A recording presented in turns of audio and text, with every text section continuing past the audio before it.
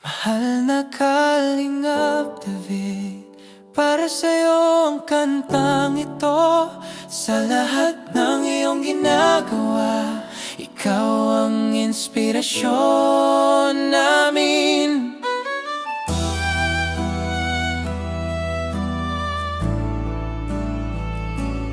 Kahit ulan, bagyo o init ng panahon, patuloy ka sa paglilingap.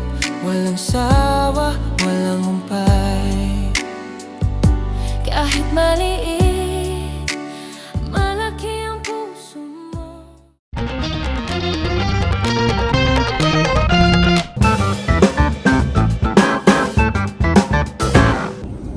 Hello guys, welcome back po sa channel natin.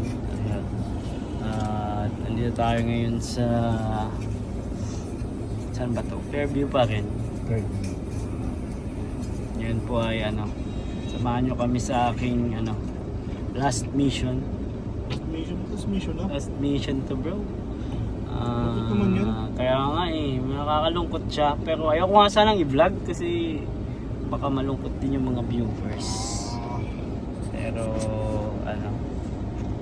mamaya na lang natin pag-usapan bago po kayo continue sa vlog na ito. Pa-like muna po sa mga hindi pa nakaka-like at sa mga hindi pa po nakaka-subscribe. Maganda po ay mag-subscribe na din po tayo sa ating munting channel. Siyempre, sama na natin yung mga kasama natin dito. Si Kuya Pure, subscribe nyo guys. Kuya Nel, subscribe po ninyo. Si Kalingap Tiny, subscribe niyo. Kalingap mo? Kalingap Derek. Kalingap Derek. Lagyan mo kaya bro ng open and close parenthesis na Tiny para mabilis. Baka din nila nasa search eh. Kaya Kalingap Derek po guys. Hindi ko kasi mas kilala kang Tiny eh. Okay lang yun, sila naman mahirapan. Yun lang. Sila ang mahihirapan. Si Derek ang kawawa. Hindi masusubscribe. Ayan, bablog tayo ngayon dito sa Kalingap Daanan. Pero bawal nyo po makita guys kung ano yung bablog natin. Kasama sa nahin na Tiny, Kalingap Derek. Ay, sino ba nagpangalan sa iyo? Hindi man kami. Sino may pakana? Oh. So, yun po mga Kalingap. Vlog niya din dito. Nag-intro na, nag-ano na siguro sila dito. Yan din si Kalingap Ian, saka si Quiz Philip. Ang ating editor, cameraman, / leading man. Pero di siya leading man. Ano siya totohanan daw yun eh. Ang leading man, yung leading man. Totohanan daw yun. ang leading man kasi, serya lang. Pero sa kanya totohanan kasi. Kaya, tara guys, samahan niyo ako dito sa ating last mission.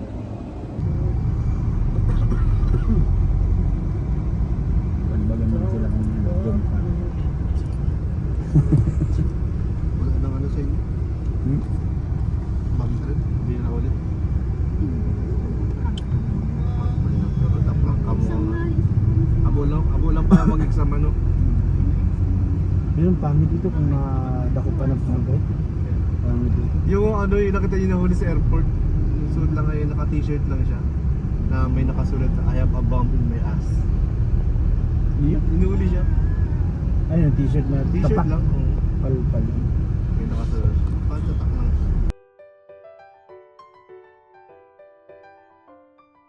Nandito tayo sa Caterines guys. Isa sa laging pinagblablagan po ng Kalingap. Lalo na pag mga love team. Dito ang daming puso-puso dito. Dito tayo mag-vlog ngayon. Ganda, may mga pine tree na pala Paano nila napatubo yung pine tree dyan? Malaki na yan, tinatanim. Malaki na yan pag tinatanim. Medyo malaki na yan. Kasi kung maliit pa, hindi ako bubuhay eh. Kasi ang laki na Ano na yan, medyo malalaki na talagang puno niyan bago nila itanim. Baka pati ngayon ko lang yan napansin dyan. Tagal na natin dito nagbabalik-balik. Sa puno na yun, butik kasi. Nanyog? Ayaw nga no. Buhay ka pa ba? Ano nangyari yan? Buhay pa ba yan? Yan yung sexy nga ng nyog Matutumbayan ka. Puro. Halo pa kayo yung nyog. Sexy ng nyog, no? Bigat-bigat yan, tumba na yan. Tama, Pipiling kami dito ng pagkain, guys. Yan, guys. Cameramans kami ni Koy Clips. Dito. Habang ano po, nagbe-briefing pa yung binablog natin. Tayo muna yan. Pahinga, itong mga pahinga ng cameraman guys. Yung mga nagbe-briefing. Habang nag-ano pa sila, usap pa sila kung ano yung mga gagawin. Maglalakad. Ano pinaka-paboritong part mo, Kuya David, sa pagka-cameraman? Yung pagkain. Busog. Busog pag-camera. At kakatapos lang po namin kumain. Salamat po sa mga sponsor. Ayan, wait lang guys. Grabe guys. Director namin, cameraman pa, buwis buhay. Bro, 10 seconds lang yan bro. Grabe yung camera. Okay na! Okay na, ikot na tayo. Ano bro? Kaya? Maganda. Maganda. Ayos. Yan ang sakripisyo ng director. Ibang klase. Tibay. Okay na, okay na. natin may direksyon. Yung director ano? May direksyon. Oy, grabe. Grabe. May direction. Kaya dito ako kay Boss Ian. Apartment tayo guys. Ay, Rosa, dito ka na. Baka mahuli kayo. Mahal na Kalingap David, para sa'yo ang kantang ito. Sa lahat ng iyong ginagawa, ikaw ang inspirasyon namin.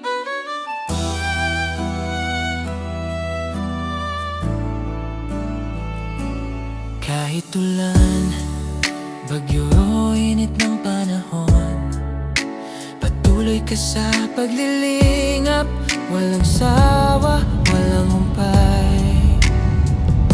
Kahit maliit, malaki ang puso mo.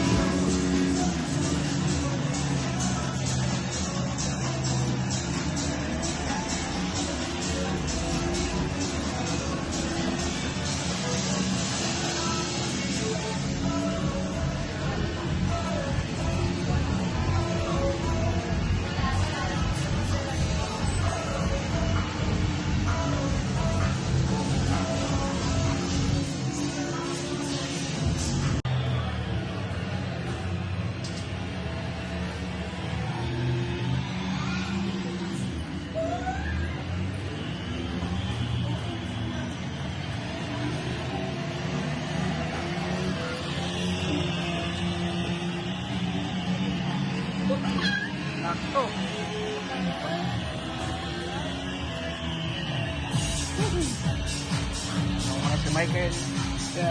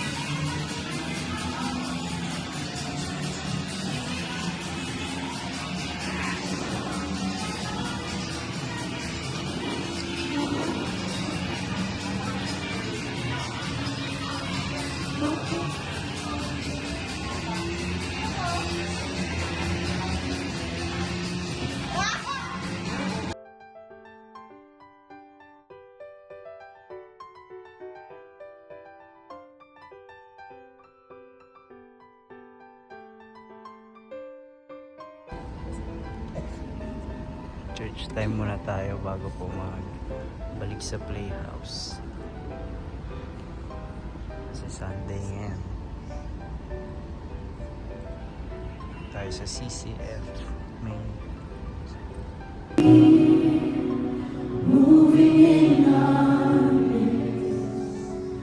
getting married. How can I, God, prepare about getting married when I'm not following your word? So we decided to break it up, clean break. And we said, Lord, open hands. We want to honor you. If you want us to come back, that's up to you. If you don't want, even if it breaks my heart, honestly, it's okay. We will give to you this relationship because we want to love you more than this relationship. God's word. And so for 6 months, I was open-handed. I was praying. I was seeking counsel. I was meeting with my D group. And interestingly, some of those original men's D group, as we were praying, they told me they were convicted to do the same thing. They were in relationships where they were praying about what it is can I give to so that it will help advance the Great Commission which you asked all of us to do. Share the gospel, making disciples. So it could be in missions, places we cannot reach, but by supporting, they can reach them with the gospel. It could be through education, and there's so many platforms in CCF to do that. Uplift Pilipinas is a powerful tool to be able to help the underprivileged get education, transform them, and help discipleship carry on. Or the college, which we talked about earlier. It's generous scholars that help move people and help them have opportunities. Or Elevate, the youth movement, empowering and equipping these young people to go and make disciples and transform the next generation. Strategic giving. It could also be, God is saying, we need to look at good works. This could be giving your time to volunteer and serve in a ministry. It could be joining outreaches in things like Tulong Tayo, the program that's designed to help with relief and rebuild communities. It could be, I've already said this, I'll say it again, it could be your good work. And saying, Lord, I surrender my resources to you, is I'm going to start a small group and really put in the time and energy to do that. Instead of misdirected desires, we want to hope and delight in God. Instead of being excessive and wasting these things, we want to internally invest. What does this look like? I said I wanted to share with you. And there's this historical event that became the backdrop for this principle that really, really changed my heart and mind when it came to stewarding God's resources. In 1865, the Civil War in the United States ended. In April of 1865. Because you own everything. Whatever I have, I'll do the best to steward and just plan and say, Lord, this is what I need for my family, but everything else, I'm going to convert to the currency of heaven. Because it's going to be worthless when I die. Are you with me? That's the heart of this whole message. And that's what eternal investing looks like. I surrender all my wealth to you, God. I will use your wealth the way you want. So question for all of you and us is this: in what ways can I steward God's money better? I said I had good news for you guys.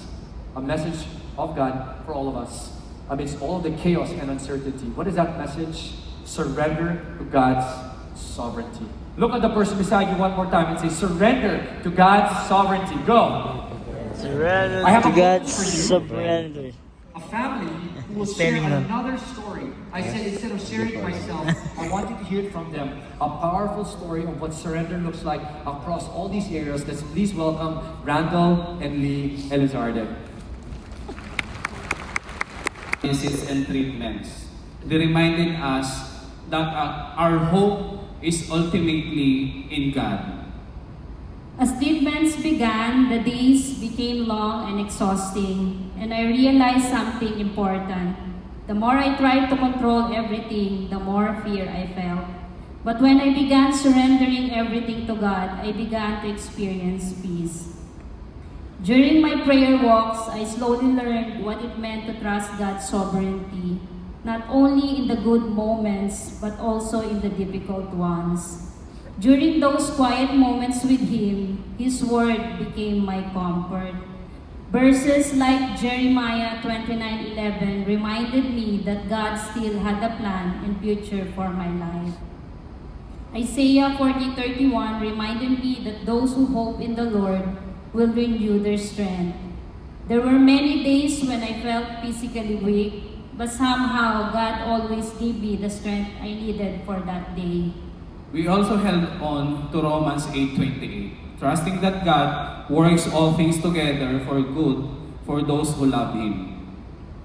When the journey felt especially heavy, I remembered James 1:2-4, which remind us that trials strengthen our faith. During my prayer walks, I often prayed Psalm 91, reminding myself that God is my refuge, and Psalm 23 became deeply personal to me. Even though I walk through the valley of the shadow of death, I will fear no evil, for you are with me.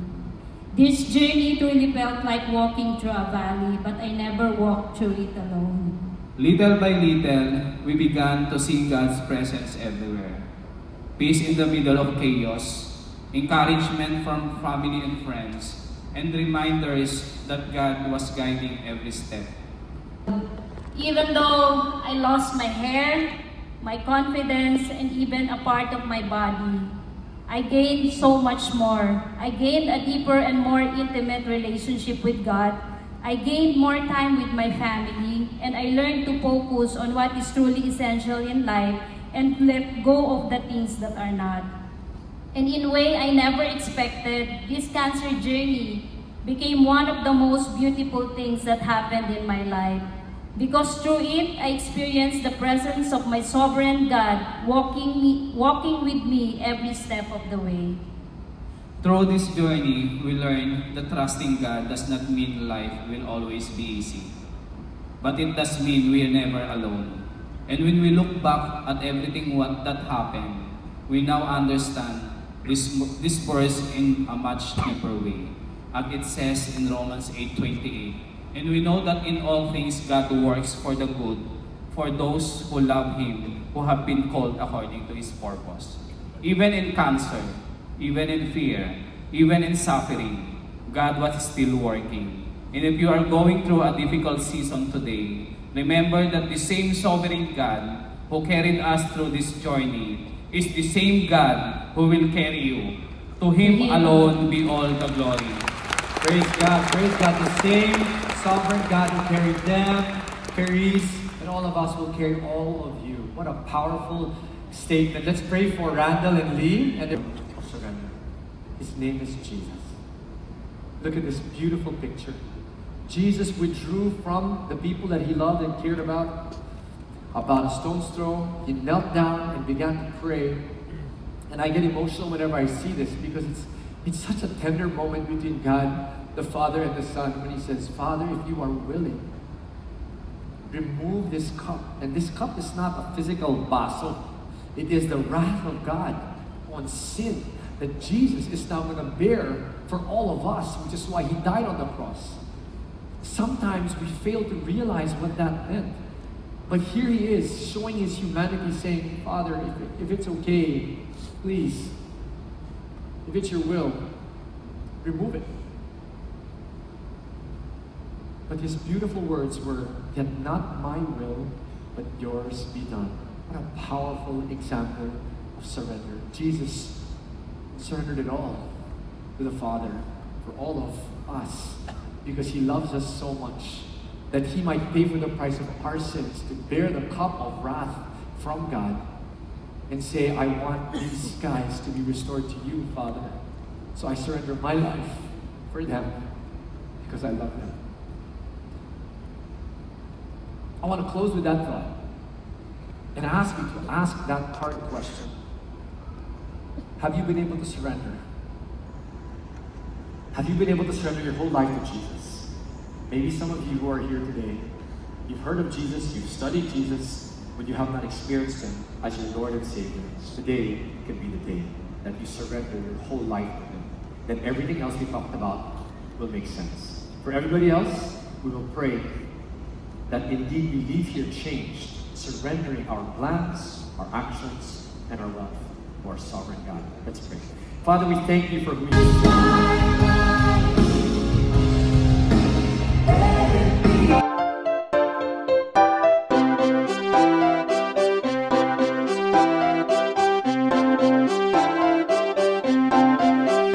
Pag-asa ay matatanaw at hindi ka maliligaw kay Kuya David Vlogs. Kuya David Vlogs, maliit pero malaki ang puso para sa kapwa, masiyahin at kaibigan nyo. Mga kalinga, laging nandyan, umaraw man o umulan, basta merong nangangailangan.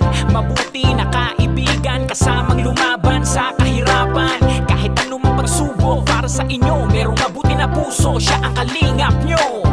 Handa gawin ang lahat para sa kapuspalan at sa pagtulong di magsasawa, masiyahin at matulungin. Talentado, mabuti ang puso, maaasahan kahit saan walang iwanan. Kaya mag-subscribe ka na, manood sa mga video niya, saan man ay kasama niyo siya. Kaya kay Kuya David Vlog, pag-asa ay matatanaw at hindi ka maliligaw kay Kuya David Vlogs.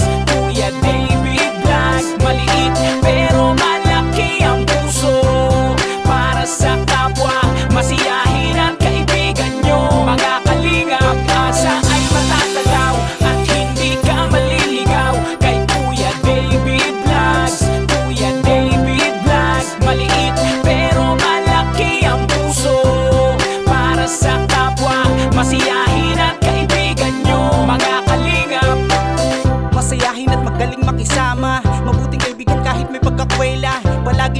kapag kinakailangan. Mabuti ang puso, palagi siyang maaasahan.